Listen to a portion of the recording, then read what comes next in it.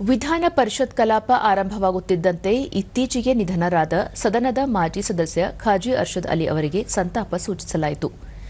ಕಲಾಪ ಆರಂಭವಾಗುತ್ತಿದ್ದಂತೆ ಸಭಾಪತಿ ಸಂತಾಪ ಸೂಚಕ ನಿರ್ಣಯ ಮಂಡಿಸಿ ಮೃತರ ಕಾರ್ಯಗಳನ್ನು ಸ್ಮರಿಸಿದರು.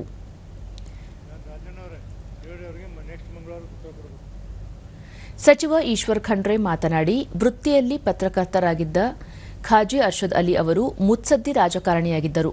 ಕಲ್ಯಾಣ ಕರ್ನಾಟಕ ಮತ್ತು ನಾಡಿನ ಅಭಿವೃದ್ಧಿಗಾಗಿ ಚಿಂತಿಸುತ್ತಿದ್ದರು ಎಂದು ಹೇಳಿದರು.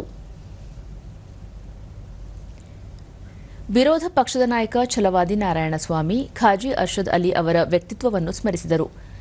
ನಂತರ ಸದನದಲ್ಲಿ 1 ನಿಮಿಷ ಮೌನಾಚರಣೆ ಮೂಲಕ ಮೃತರಿಗೆ ಗೌರವ ಸಲ್ಲಿಸಲಾಯಿತು.